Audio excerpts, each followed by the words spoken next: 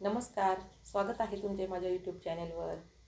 आज मी बनविला आहे नाश्त्यासाठी झटपट तयार होणारा पौष्टिक पदार्थ आणि तो म्हणजे कोथिंबीरीचे थालीपीठ किंवा कोथिंबीरीचा पराठा। अगदी सोप्या पद्धतीत काही टिप्ससह हे पराठे कसे बनवायचे ते आपण बघू। येथे मी एक जुडी कोथिंबीर स्वच्छ धुवून नंतर बारीक चिरून घेतलेली आहे। शक्यतो कोवळी कोथिंबीर वापरावी म्हणजे खाताना कचकच लागणार नाही। 3 ते 4 मोठे कांदे बारीक चिरून घेतलेले आहे।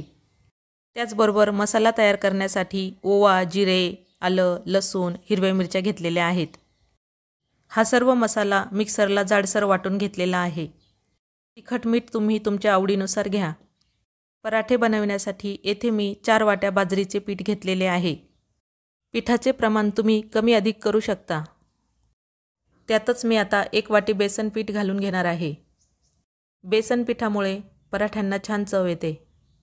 आता या पिठामध्ये चिरून घेतलेला कांदा, मिक्सरला केलेले जाडसर वाटण घालून घ्यायचे आहे।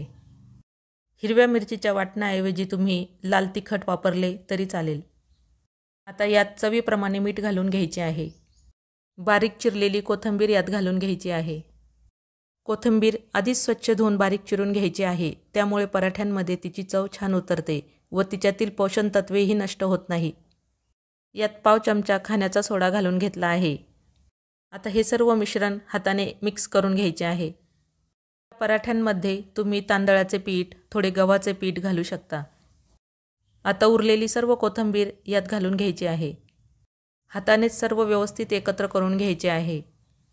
आता सर्व मिश्रण मिक्स करून झाल्यानंतर थोडे थोडे पाणी घेऊन हे पीठ भिजवून घ्यायचे आहे।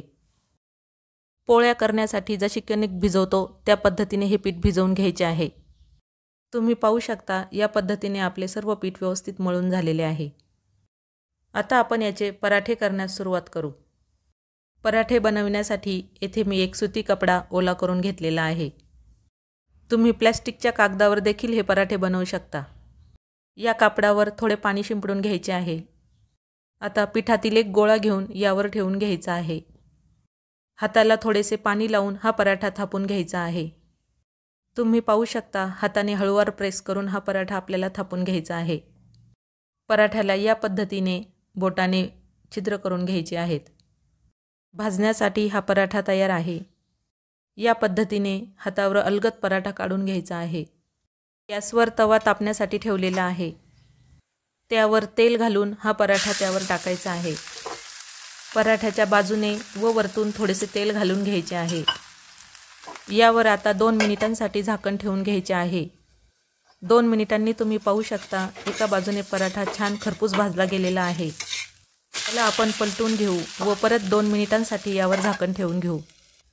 2 मिनिटांनी झाकण काढल्यावर पराठा दोन्ही बाजूने चमच्याने थोडासा दाब देऊन व्यवस्थित शेकून घ्यायचा आहे। पराठा भाजताना गॅसची फ्लेम मध्यम आचेवर ठेवायची आहे, त्यामुळे पराठे खरपूस भाजले जातील। तयार झाला आहे आपला गरमागरम खरपूस खमंग पराठा, जो तुम्ही दह्यासोबत, लोणच्यासोबत खाऊ शकता। तुम्हाला ही रेसिपी कशी वाटली कमेंट्समध्ये नक्की कळवा। रेसिपी आवडली असल्यास माझ्या चॅनलला लाईक, शेअर आणि सबस्क्राईब करायला विसरू नका। भेटूया नवीन रेसिपीसोबत। तोपर्यंत बाय बाय।